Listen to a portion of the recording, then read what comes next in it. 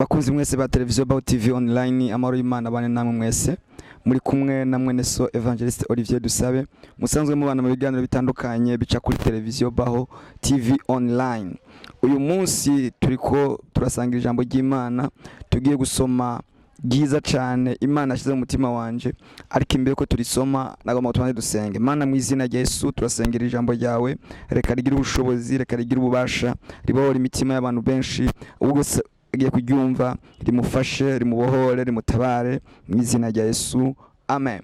Uyu munsi nagomba gusangira ijambo ry'Imana. Bakunzi mwese turi kumwe dusangira ijambo ry'Imana ciye kuri ibi biganiro.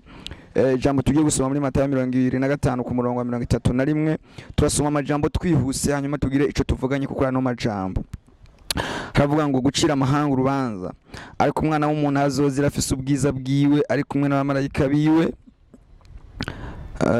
bose ntihazovyagira ku ntebe yiwe y'ubwami.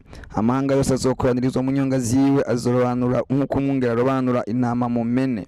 Intama azoziherereza iburyo bwiwe, impene ibumoso.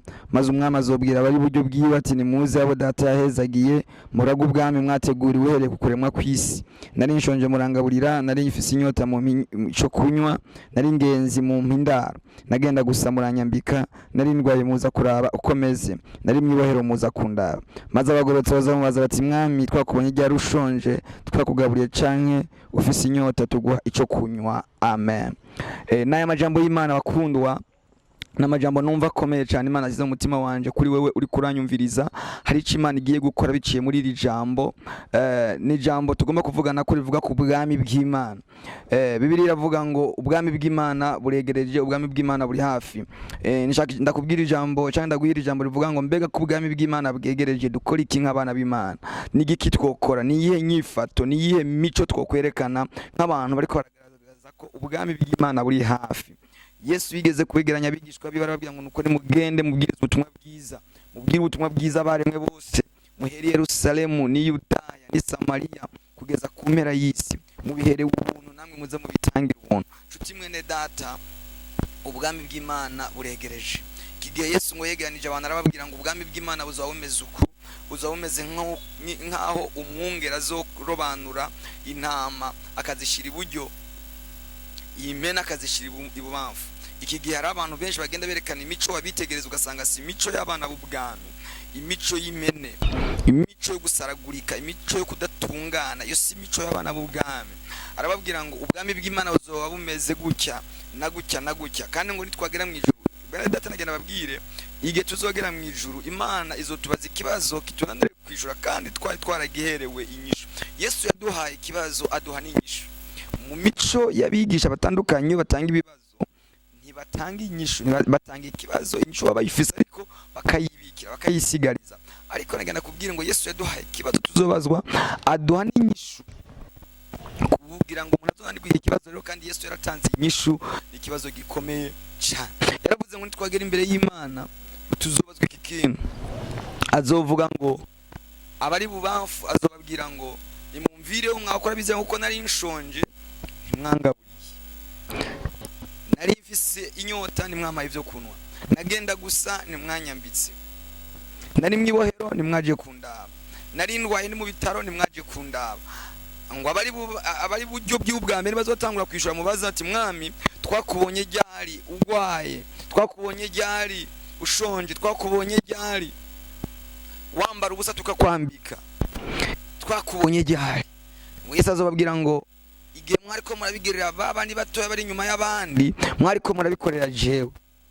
Mwene data, ubwami bw'Imana buregereje. Igihe kiregeze ngo dukore ibintu by'indangagaciro z'abana b'ubwami. Hari ibintu bigaragaza abana b'ubwami. Burya nasanze umuryango wose uba ufise ibintu biwuranga, uba ufise imico, uba ufise imigenzo. N'igihugu kiba gifise imico runaka.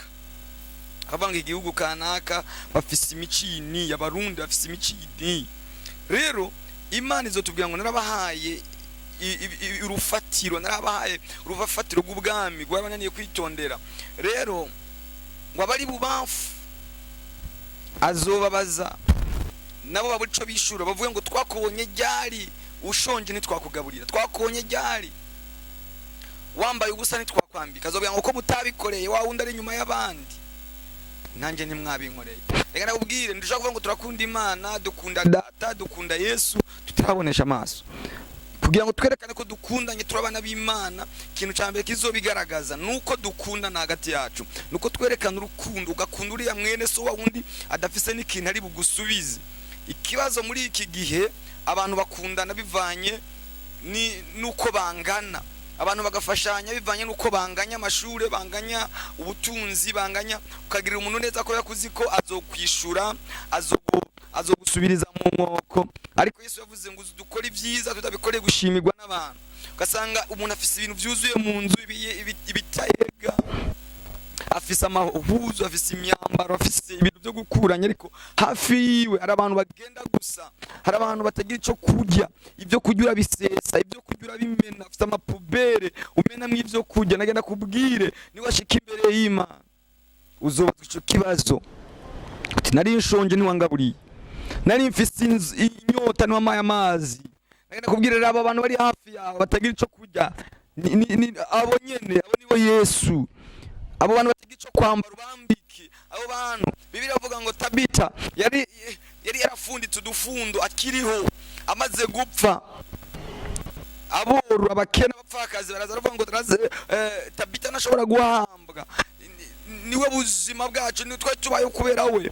Ngo bararira berekana ibintu yari yarakoze akiriho. Hari abantu uyu munsi naho bopfa atamuntu yorira avuga ngo uyu muntu nagaruke, ko nta byiza, nta bikorwa bigaragara, nta bikorwa bizima bafise biseruka. Nagenda kubwire mwene Data, igihe kirageze ngo ukore iki kintu cy'abana b'ubwami. Ubwami bw'Imana buri hafi.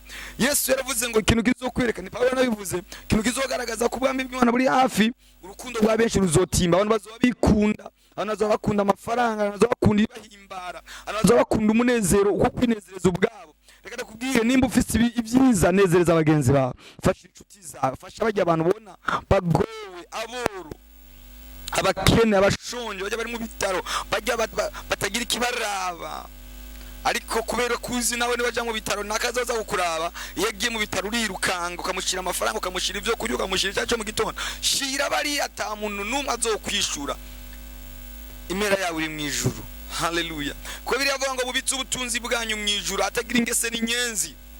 Mubitse ubutunzi bwanyu mwijuru, mubitse ubutunzi bwanyu ku Mana. Giye kirageze ngo tubitse ubutunzi bwacu. Yesu ashimwe cyane.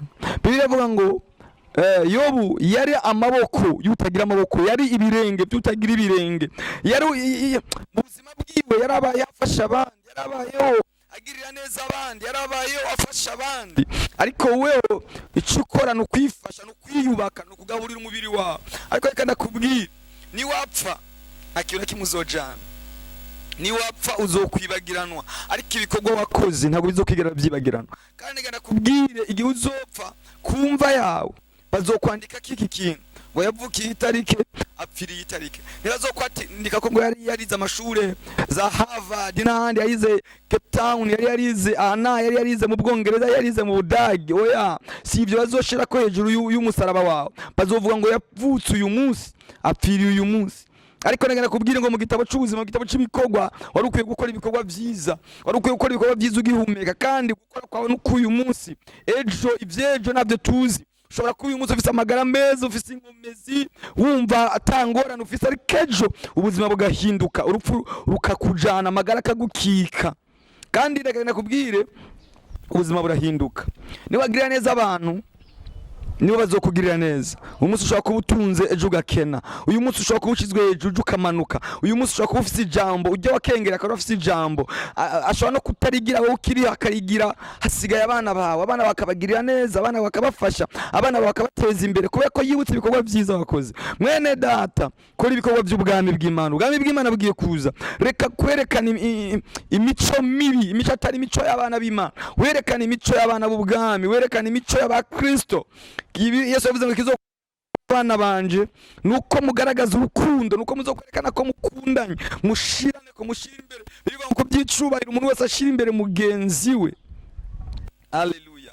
Igihe kirageze ngo ushira imbere mugenzi bagenzawe, ushira imbere inshuti yawe, ushira imbere babandi, ushira imbere babakene, baboro, babandi bagowe.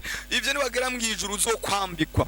Bibiliya iravuga ngo nitwagera mwijuru, abantu bazogera mwijuru batagira imirimo, batagira ibikorwa, ngo tuzocishwa mu ruzi rw'umuriro. Murabizi tukajya mu mateka cyane ngo tuzocishwa mu ruzi rw'umuriro, aho ibikorwa twakoze bizoca byaka cyane. Abandi nabo ngo bazobagiye mwijuru batagira imirimo, ngo bazova muri urwo ruzi ameze nk'amakara yokowe, nta bikorwa, nta bintu bigaragara, nta bintu bibaherekeza.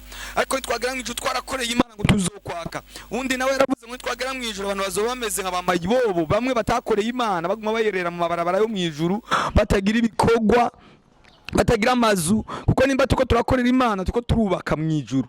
Noneho nimba utari kurakorera Imana, uri ko rubaka he? Niwagera mwijuru atabikorwa, atamirimo, nugira amasengesho, nufasha abandi, uriho kugira ngo abantu bagufashe. Abantu Bibiliya iravuga ngo ukorera abantu nabazokoregwa.